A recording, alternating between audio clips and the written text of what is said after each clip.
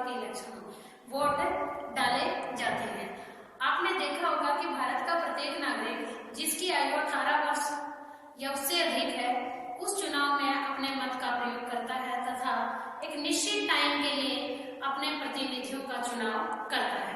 तो अब हम चुनाव की परिभाषा या चुनाव किसे कहते हैं उसके बारे में पढ़ेंगे। चुनाव एक ऐसी प्रक्रिया है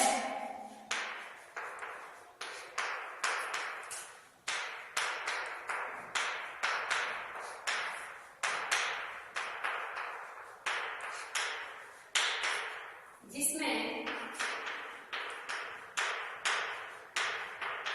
एक निश्चित अवधि के बाद एक निश्चित अवधि या समय के लिए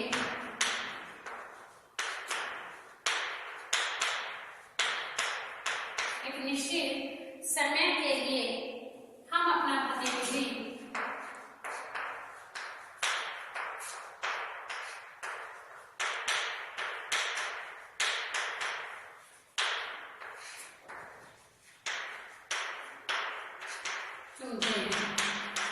चुनाव एक ऐसी प्रक्रिया है जो कि भारत जैसे लोकतांत्रिक देश में प्रत्येक 5 वर्ष के बाद हम अपने वोट का प्रयोग करके अपने देश का शासन चलाने के लिए अपने प्रतिनिधियों का चुनाव करते हैं। भारत का प्रत्येक नागरिक जिसकी आयु 18 वर्ष से उससे अधिक है अपने वोट का प्रयोग स्वतंत्र रूप से करता है। वह अपनी मर्जी के अनुसार किसी भी इलेक्शन में उठे हुए उम्मीदवार को अपना वोट दे सकता है और एक निश्चित टाइम के बाद चुनाव करवाने का जो जिम्मेदारी दी गई है वो चुनाव आयोग के पास है। चुनाव आयोग एक निश्चित टाइम के बाद देश में शासकों का चुनाव करवाता है और यह चुनाव स्वतंत्र व निष्पक्ष रूप से होते हैं। पहले चुनाव बैलेट पेपर के द्वारा होते थे कि जब भी इलेक्शन होता तो वो इलेक्शन की प्रक्रिया किसी भी सरकारी स्कूल या सरकारी इमारत में होती थी। वहां पर जब हम वोट डालने के लिए जाते या नागरिक वोट डालने के लिए जाते तो उन्हें एक पेपर दिया जाता था। उस पेपर के ऊपर जो इलेक्शन में उम्मीदवार खड़े हुए उनके नाम और चुनाव चिन्ह होते थे और उनके नाम और चुनाव चिन्ह के सामने वोट डालने वाला व्यक्ति एक स्टैंप का प्रयोग करता, मोहर लगाता, अपना सिग्नेचर करता या अपने अंगूठे का निशान लगाता और कागज को फोल्ड करके वहां के किसी बक्से या संदूक में डाल देता था। लेकिन अब जो चुनाव होते हैं वो ईवीएम मशीन से होते हैं। ईवीएम की फुल फॉर्म है इलेक्ट्रॉनिक वोटिंग मशीन, यानी कि एक मशीन होती है जिसमें सभी उम्मीदवारों के नाम, इसमें पार्टी के उम्मीदवार के नाम और कुछ निर्दलीय उम्मीदवारों के भी नाम और चुनाव चिन्ह होते हैं, उसके ऊपर अंकित होते हैं तथा उनके सामने एक बटन होता है जिसमें कि वोट डालने वाले व्यक्ति उस इलेक्शन में खड़े हुए उम्मीदवार के चुनाव चिन्ह के सामने बटन दबाते हैं तथा उसका वोट उसी उम्मीदवार को चला जाता है जिसके चुनाव चिन्ह के सामने उसने बटन दबाया है। अब हम चुनाव प्रक्रिया में की विभिन्न अवस्थाओं का वर्णन करेंगे कि चुनाव की कौन कौन सी अवस्थाएं हैं। चुनाव प्रक्रिया की अवस्थाएं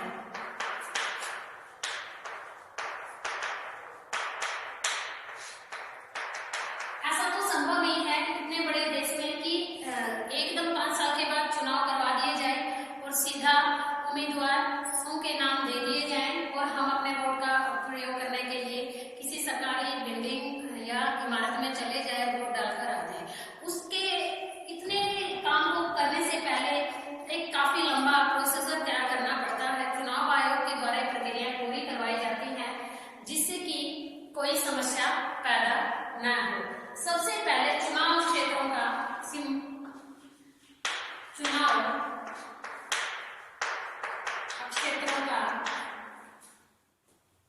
सीमांकन करना।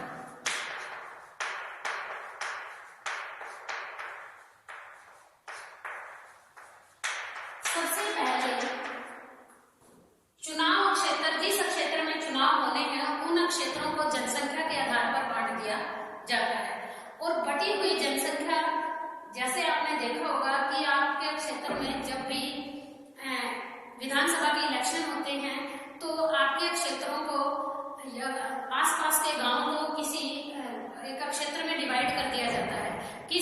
से ये एमएलए चुना जाएगा, इस क्षेत्र से लोकसभा में एमपी चुनकर जाएगा, या आपके नगर पालिका के इलेक्शन होते हैं तो आपकी कॉलोनियों को वार्ड में बांट दिया जाता है और प्रत्येक वार्ड को जनसंख्या के आधार पर बांटा जाता है, वहां से एक जनप्रतिनिधि का हम चुनाव करते हैं।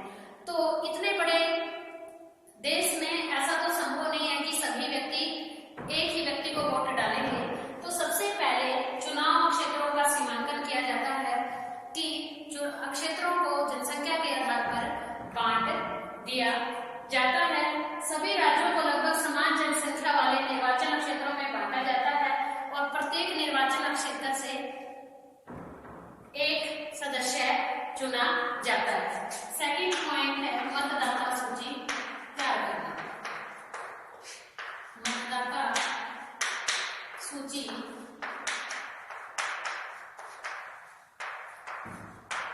सबसे पहले क्षेत्र को तो बांट दिया गया जनसंख्या के आधार पर, उसके बाद बारी आती है कि उस क्षेत्र में रहने वाले लोगों को की एक मतदाता सूची तैयार की जाती है कि उस क्षेत्र में वोट डालने वाले कितने लोग हैं, उनकी उम्र क्या है।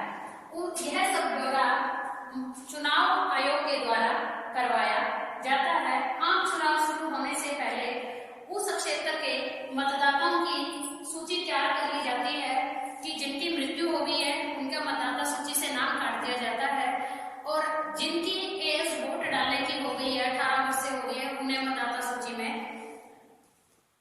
शामिल कर लिया जाता है।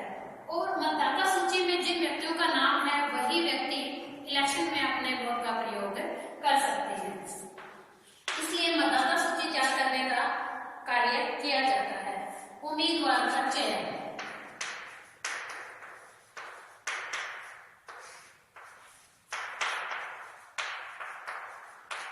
मतदाता सूची तैयार करने के बाद तीसरा नंबर आता है कि उम्मीदवार का चयन। चुनाव से पहले प्रत्येक पार्टियां अपने अपने सदस्यों को इलेक्शन में खड़ा करती है। विभिन्न पार्टियां विभिन्न सदस्यों के नाम रखती हैं तथा उन्हें जो भी व्यक्ति योग्य होता है उन्हें अपनी पार्टी का टिकट भी देती है और उन्हें चुनाव आयोग के द्वारा उस पार्टी का चुनाव चिन्ह भी दे दिया जाता है।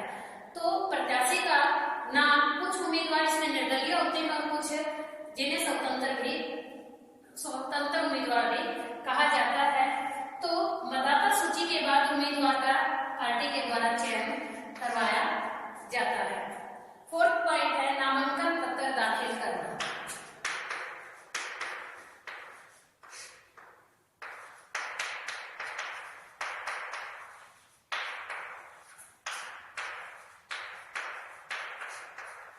जब पार्टी के द्वारा अपने उम्मीदवार का चयन कर दिया जाता है कि यह उम्मीदवार हमारी पार्टी से चुनाव लड़ेगा, तो उसके बाद उस उम्मीदवार का एक नामांकन पत्र जमा करवाना होता है।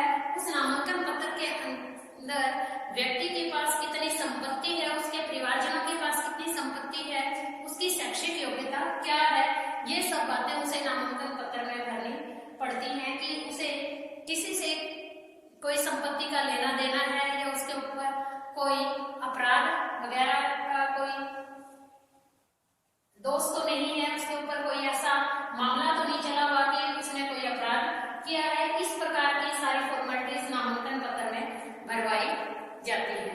अगला पॉइंट है नाम वापसी लेना।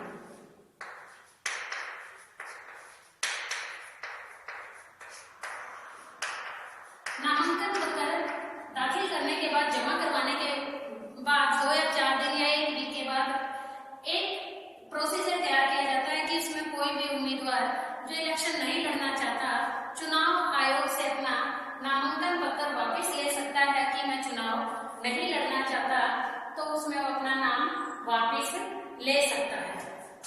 6 पॉइंट है चुनाव अभियान।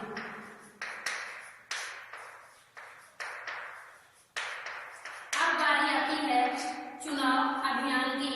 जब इलेक्शन की डेट फिक्स हो जाती है तो डेट फिक्स होने के 15 या 20 दिन या 1 महीने के करीब चुनाव अभियान का कार्य शुरू हो जाता है। इसमें प्रत्येक पार्टी अपने उम्मीदवार को चुनाव अभियान के लिए कहती है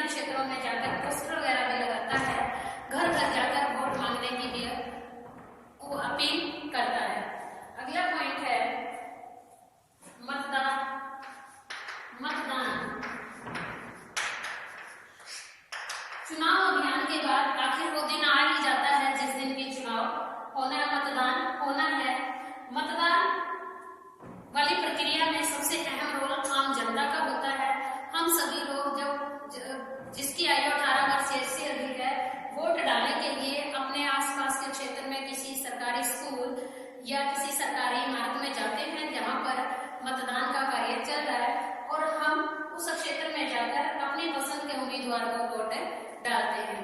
मतदान के समय व्यक्ति को ईवीएम मशीन, पहले बैलेट पेपर दिया जाता था जैसे बताया, लेकिन आजकल ईवीएम इलेक्ट्रॉनिक वोटिंग मशीन के माध्यम से हम अपने वोट का प्रयोग करते हैं। नेक्स्ट पॉइंट है मतगणना।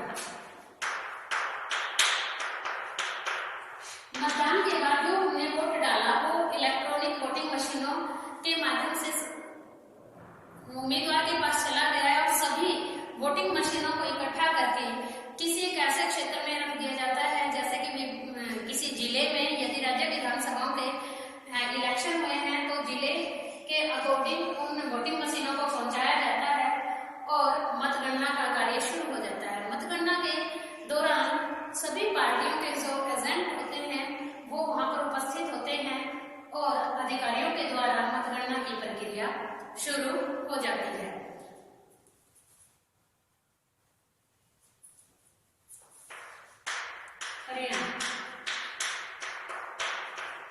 मतगणना के बाद बारी आती है परिणाम, या जितना भी परिणाम की घोषणा होना, जिसके रिजल्ट क्या आया है, जिस भी उम्मीदवार ने अधिक वोट प्राप्त किए हैं वो चुनाव जीत जाता है। इन सभी की जिम्मेवारी लोकतांत्रिक शासन पद्धति में चुनाव आयोग की होती है। चुनाव आयोग भारत में एक स्वतंत्र व निष्पक्ष संस्था है जिसके ऊपर किसी का भी दबाव नहीं है।